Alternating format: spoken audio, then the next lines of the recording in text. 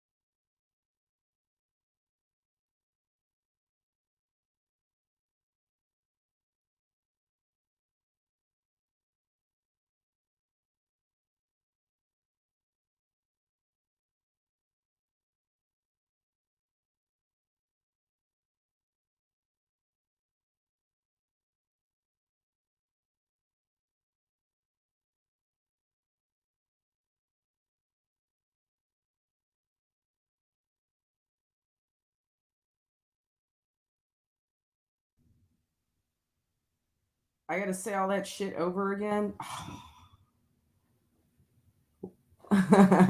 What's up, Ultra Mega Empire? We are uncancelable.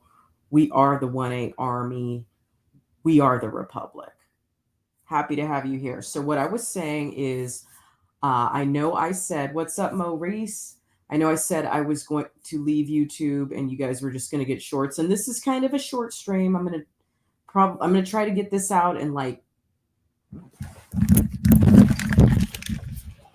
going to try to get this story out in like 10 or 15 minutes. I hope I don't talk too long, but y'all know how I be. Y'all know it be like that. It be like that. Jenny be like that. You better ask somebody.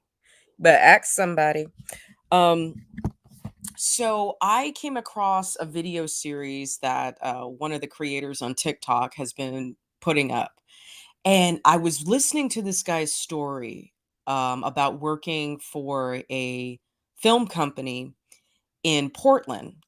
And I've never told this story on YouTube. I've never told it on my podcast, Instagram, TikTok, anywhere.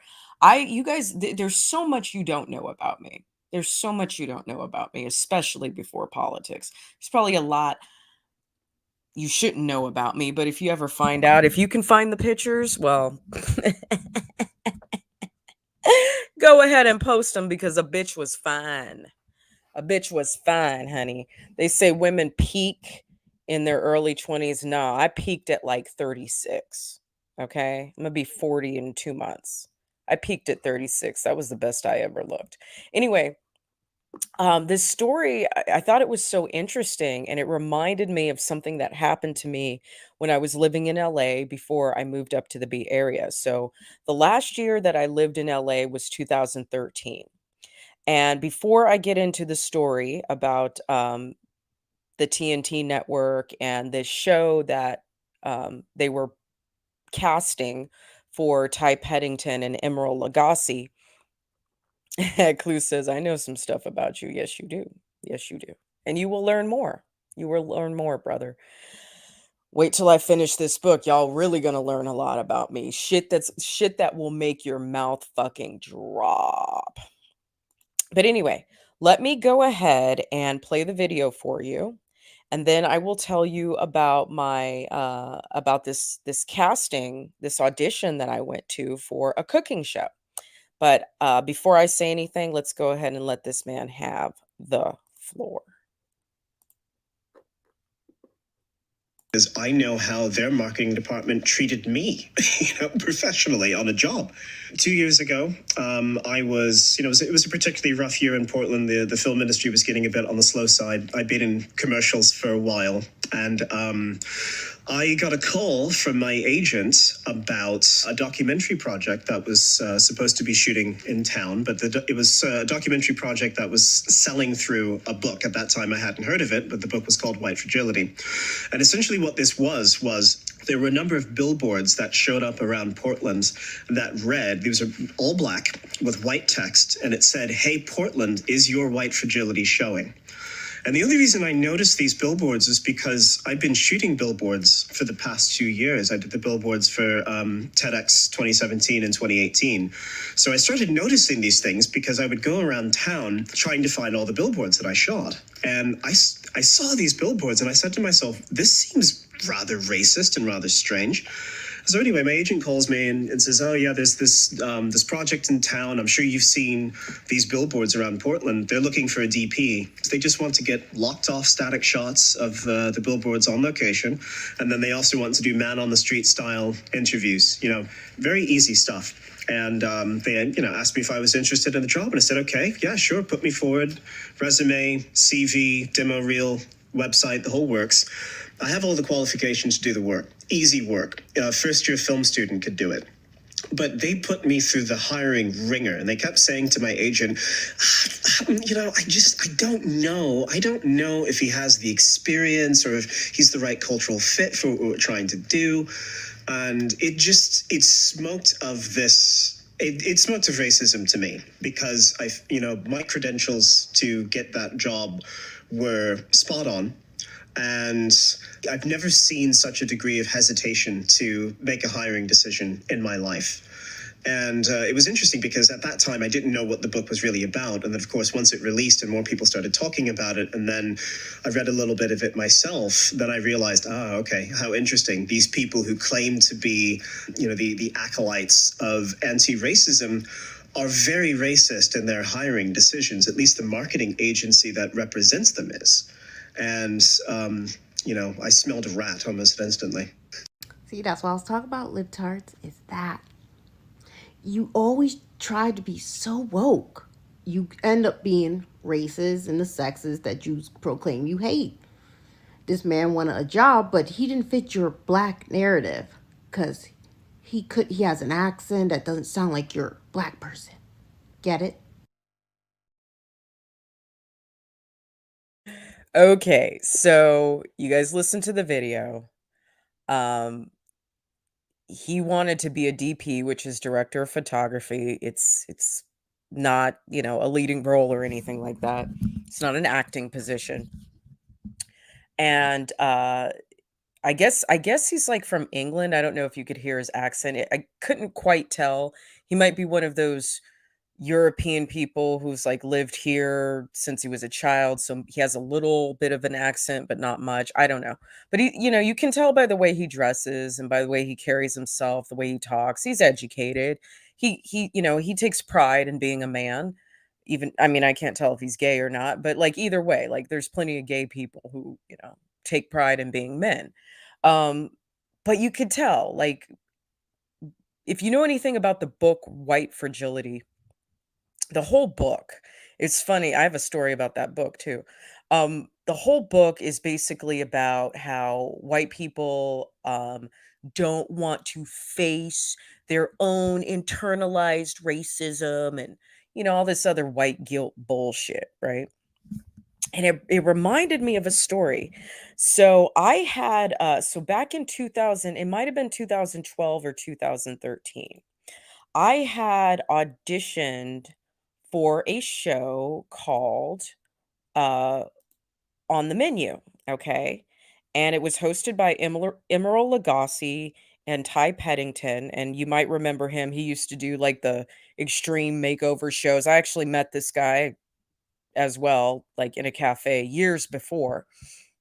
There was only one season. It came out in 2014, but I know this had to be 2012 or 2013 because this was before I left LA, and I left LA in 2013. So, shows, especially reality shows or productions like this, they you can film them and you might not see them for 6 months, a year, 2 years. We didn't see Top Gun for 2 years. That was because of COVID, but it takes a long time to edit this shit, and you have to sign non-disclosures and you can't tell anybody you were on the show. And I mean, it takes a while from production time to air time. Okay. So on the menu, with Emeril Lagasse. Okay.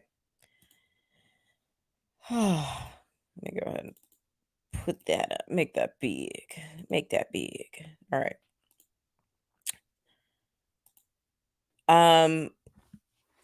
So let's see, is there a way I can make this any larger?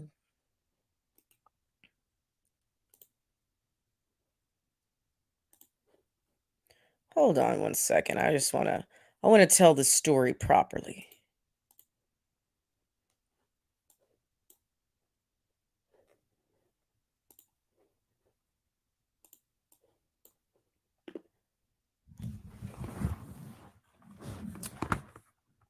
So I don't even remember how I auditioned for it.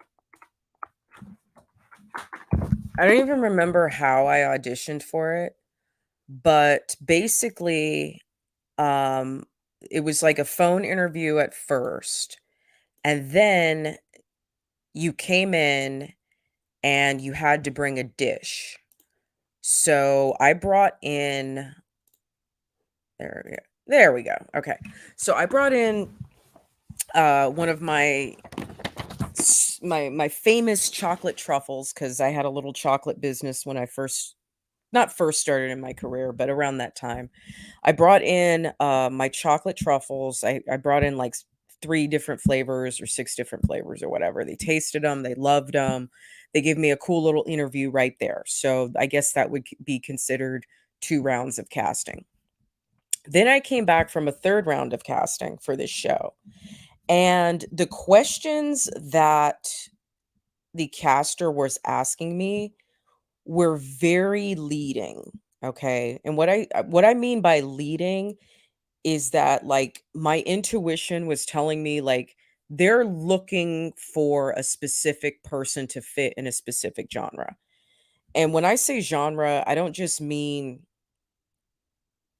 um diversity genre. I mean diversity genre with a certain personality attached to it. Okay. So he's asking me a lot of questions and he's like really happy and positive.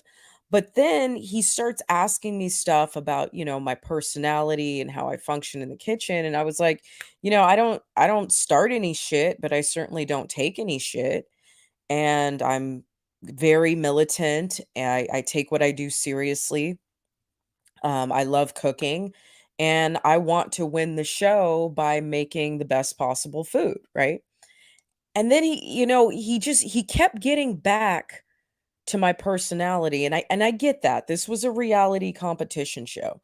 I get that he wanted to see how entertaining I could be. But the problem was he was asking more about how what my interpersonal skills were, and like how I interact with other people, you know?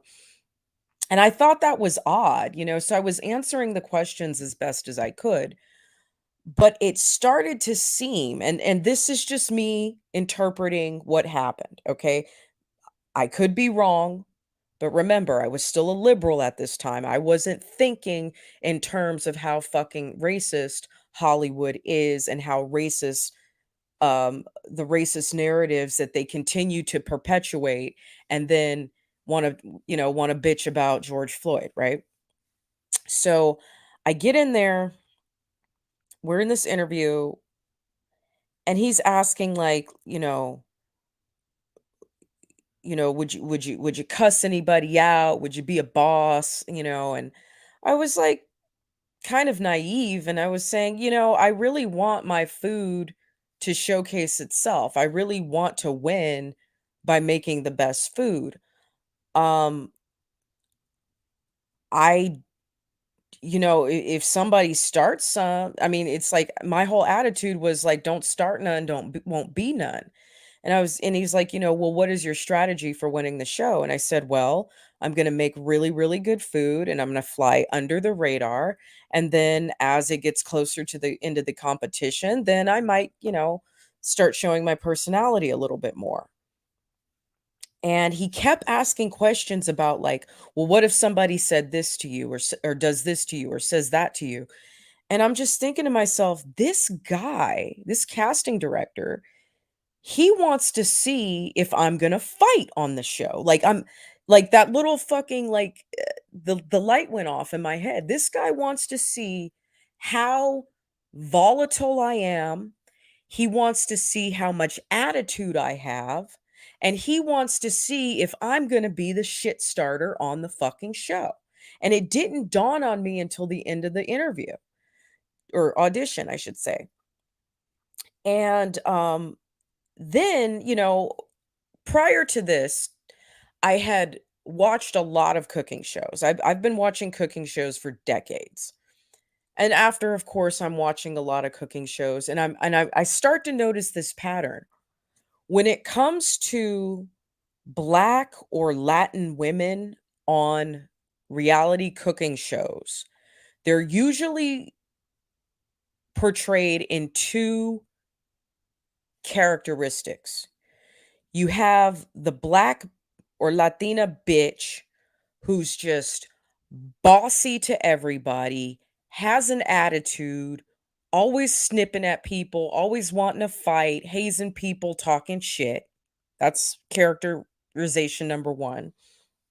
Or you have very stupid and quiet and passive Black or Latin women who usually don't get very far in the competition because their cooking skills are not up to par of everybody else who's on the show. And there's even a third genre, and the third genre would be uh black black or Latino chefs who only cook cultural food that is for their culture. So a lot of times on these cooking shows they'll cast people who are eat like especially Black people who are either barbecue only, Cajun food, Creole food only, or soul food only. Okay. So they might get fairly, they might get to like the middle of the competition. Sometimes they get further in the competition, but they never fucking win because they don't have a wide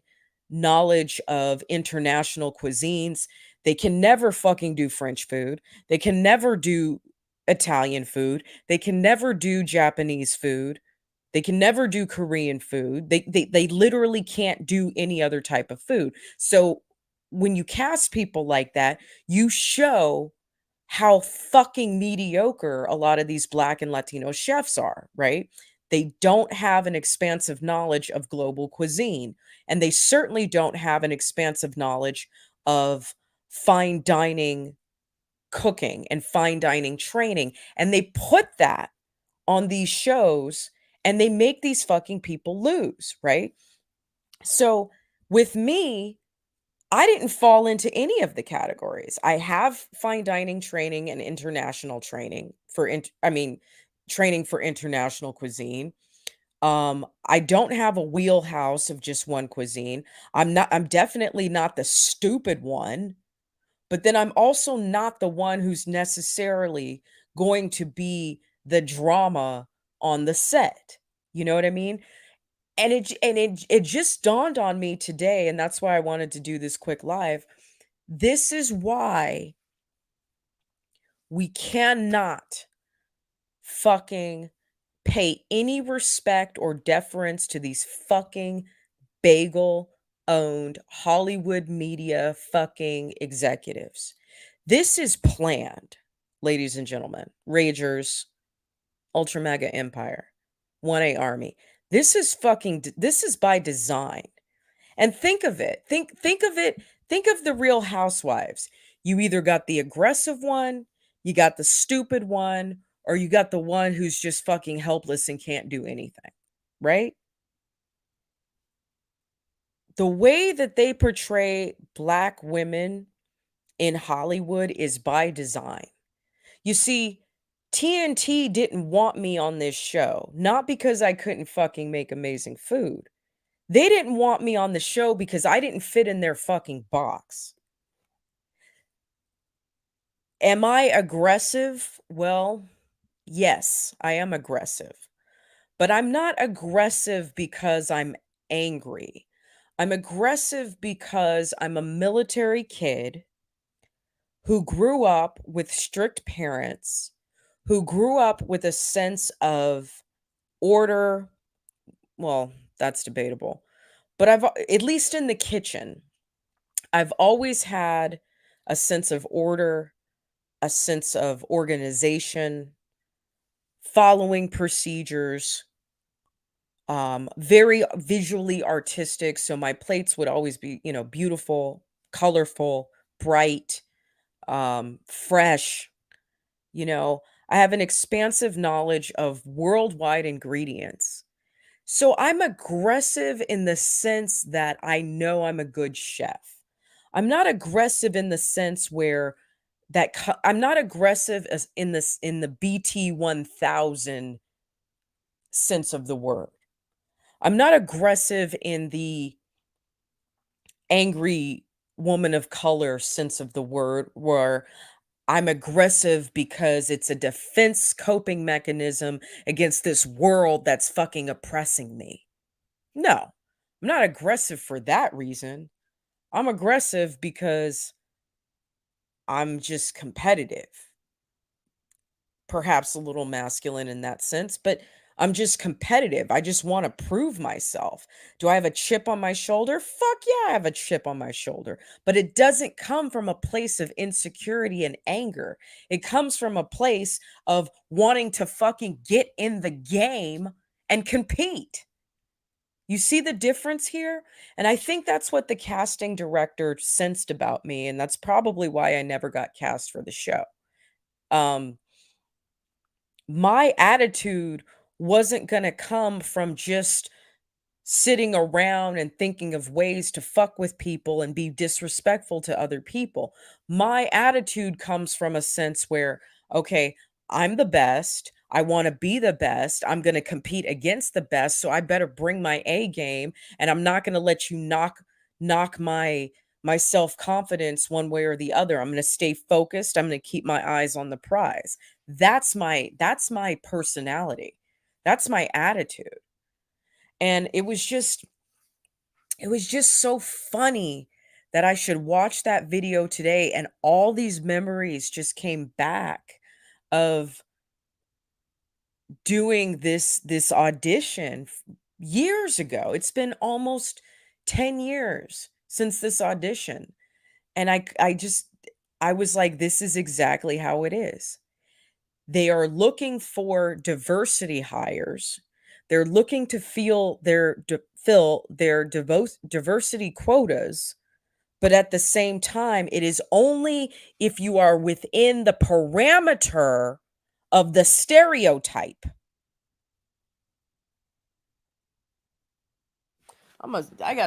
Where's my fan? I gotta fucking slay for myself. I'll say that for myself. It is only if you are, I better not drop my beer. It is only if you are within the parameters of the stereotype.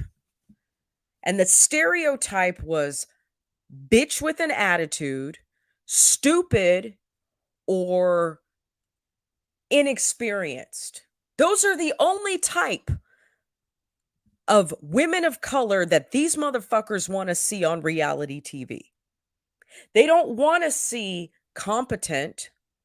They don't want to see articulate. They don't want to see passionate. They don't want to see those types of chef, female of color, POC. I don't know what the fuck to call it anymore. Okay. Brown skinned. They don't want to see those types of chefs. They just want to see black and Latin bitches, black and Latin incompetence, or black and Latin one trick ponies. And they keep you on the show long enough to get the fucking ratings. And then if you make it halfway, they'll eliminate you. Once the cuisines start requiring a higher intellect and a higher and more expansive professional knowledge, and then you never win. The white girl wins, or the white guy wins at the end. And you see, this is such a parallel to why inclusivity is such a fucking bullshit concept. You lower the standards so the black and the browns and the gays and the Muslims and the disabled people can get in. You lower the standards for them, and then you turn around and you put them in a position to where they become something that can be mocked, something that can be made fun of, something that can be someone who could be disrespected, someone who's not going to win, someone who is out of their league, and not in the good way. You see what I'm saying here? So that's my little Hollywood story. I just wanted to share that with you after watching this video. That was fucking, that was hilarious. Small hat puppetry. Exactly. Exactly, Clue. You'd like to see me on Chopped? You know what? I have another story about Chopped, but I can't tell it right now because I'm in a really good mood. And if I tell it, I'm going to get so fucking irate, and I don't want to disturb my peace, you know? But one day I will tell you my Chopped story. I was never on the show, but I worked for a woman who was on the show. And it opened my eyes to how Hollywood likes to cast, especially women of color. This woman was that black bitch. And I worked for her for 6 weeks at Brown Sugar Kitchen in Oakland. Her name was Tanya Holland. Biggest fucking scam artist you will ever meet. Not only was she a scam artist, the bitch could not fucking run a kitchen. I have to look back in my pictures. I took pictures of her kitchen. Honestly, she should have been reported to the environmental health department. She should have been reported to the environmental health department. That was one of the filthiest, nastiest, most disgusting kitchens I've ever worked in. But this bitch was on Bon Appetit magazine. She was on Oprah magazine. This bitch had a full-time publicist. And working with her, like, and it wasn't even just me. Everyone, all the chefs in the Bay Area know each other. Everyone I knew who worked for her said the same fucking thing, dude. This bitch was a monster. She was the worst chef I ever fucking worked for. And hand to God, I've worked for some of the most awful fucking human beings you will ever imagine. She was the worst. But that's a story for another time. Alex says that's why Cynthia McKinney was ousted from Congress. She was the real deal and a true old school liberal. You could host your own chef show on that unnamed network we've talked about. Wink, wink. There is so much I want to do, Clue. I mean, honestly, I could bring back Beer Talk Radio if I wanted to. If I wanted to bring back Beer Talk Radio, I could revise it. I could elevate it from the grave. I could. And if I bring back Beer Talk Radio, I'm going to probably cook something to drink with to eat with the beers. And by the way, I am drinking beer right now. So 9%. This is the New Belgium Voodoo Ranger Imperial IPA, 9% ABV. I'm finna get fucked up. I'm off for the next 2 days, so 3 days. Leftists ruined everything and replaced with nothing. Exactly. The whole point of my story is that casting director was not looking for culinary talent. He was looking for personalities that would get ratings. That's just what it was. No. No, her name was not Tanya Harding. Her name was Tanya Holland. Holland. Tanya Holland. You can Google her. Ugly black bitch. Oh my God. When we talk about ABW and she was gay, shit. Textbook ABW. Textbook. book ABW and completely incompetent as a chef. Bring it back. You want me to bring Beer Talk Radio back? Okay. I got to get my life into a position where I can have some internet stability, like an Ethernet cord. And I promise you guys, I will make so much content for the things that I need to do. Only Clue knows about them. I need to be making so much content. I have a lot of content, but I want to continue. And there's no reason why we can't do some cooking shows and throw those in as well. We're stuck with Modelo if you don't bring it back.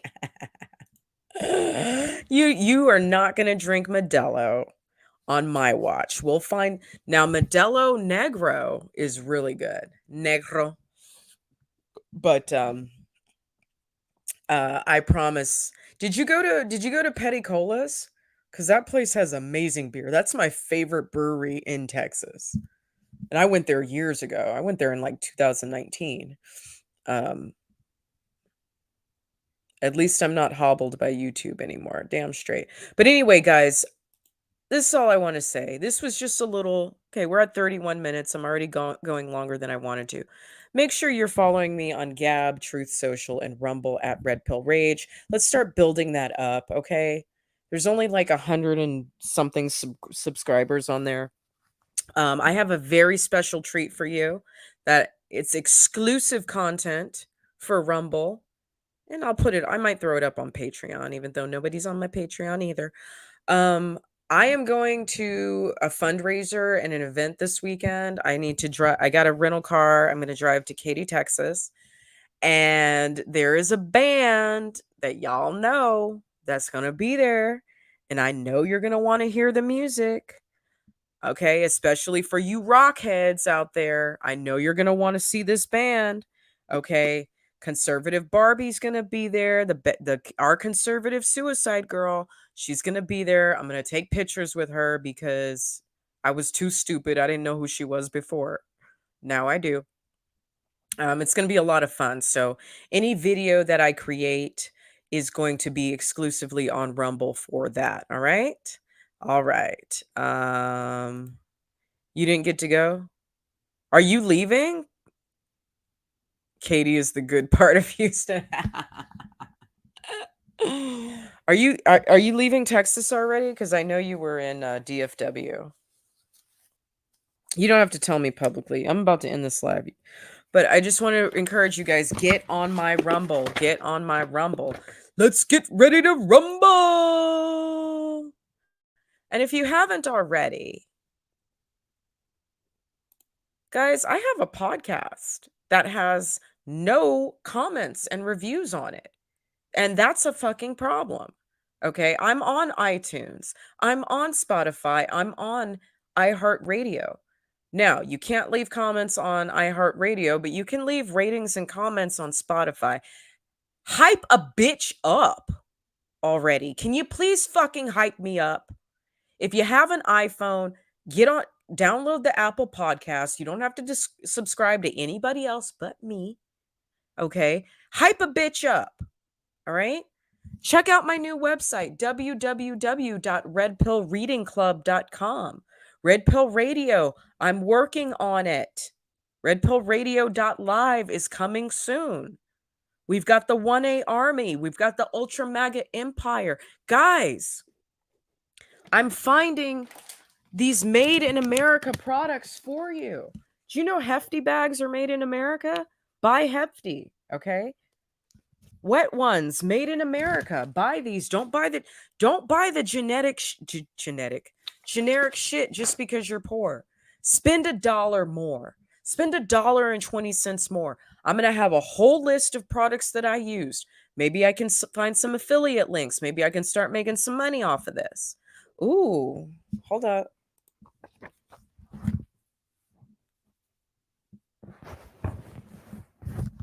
How you doing? What's up, Angry Snowman? Hi. Happy to see you here. Oh, you're back in Alabama. Damn, bummer. So anyway, guys, my list of action items is growing. Okay, I'm working really hard to build these websites. Go check them out. And look, they're not perfect. I'm not like the best website builder. I'm new at this. But I'm proud of myself for learning the technology to try to make myself hashtag uncancelable. Okay? So just go check it out. Go throw me some traffic. Go throw me some traffic. Go throw me some ratings. Go throw me some comments, okay? Please. All right? One more time. For those of you in the cheap seats, as X Truth says, Truth Social, Gab, Rumble, the Parallel Economy, Red Pill Rage. All right? There's Instagram, screenshot it. There's Twitter, screenshot it. There's TikTok, screenshot it. But everything is going to start being directed towards these other platforms. All right? So let's get it together. Let's fucking get it together, people.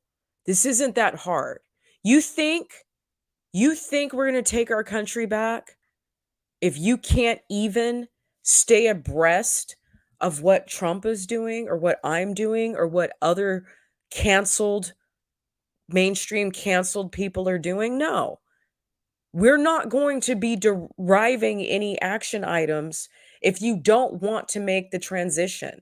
You think I'm going to give you a seed or a bullet? Don't fucking call me when Armageddon comes. Don't fucking call me. I'm not going to help you. I'm not going to fucking help you. If you can't download an extra app on your cell phone when I know you got Candy Crush on there, you think I'm going to have you in my fucking space? You think I'm going to let you hold my gun? You think I'm going to let you hold my gun if you can't even download an extra app on your phone? Please. All right? I'm separating the goats from the sheep, honey. Alex Bones, thank you. That is a really good idea. Alex, I know you're on most of my platforms. Why don't you DM me and let's talk about that? That would be something good to have amongst the network, okay? Yes, I do. Damn straight I do. I crack you up. Well, it's a trauma response, you know. Everything's a trauma response. You know, comedians are the most depressed people in the world, right? It's what we do. Yeah. I'm not depressed anymore, though. I'm super happy. Okay. Seed exchange, good idea. Thank you, Clue. Leave a comment on the new platforms, Rumble, Spotify, and Apple Podcasts. Thank you so much. Yes, yes, yes, yes, yes. Who's Red Mammoth Nation? I know who you are. I know who you are. Look, I'm about to end the live. Y'all want me to come back and live stream later? Because I got a fire ass listen party that I want to do. And I don't feel like I'm tired. I just got off work. So I don't feel like doing like intensive shit. But y'all want me to come back later? I'm only going to come back on Rumble and Twitter. Okay. I'm not coming back on YouTube to give you like really, really good content. This was just a little bullshit story that I had. Okay. So everybody go subscribe. Go subscribe on Rumble. And I'm going to eat something. God, it's almost 10 o'clock. It's dark outside. I will come back after I eat something and I have a listen party from the Christian Constitutionalist podcast. Yo, he went ham today. He went fucking off today. I don't feel like talking anymore. We're going to let Anthony Avolio talk. So come back in like 30 minutes and we will live stream, but that will be exclusive for Rumble, okay? I know you're on Rumble. See you later, Angry Snowman.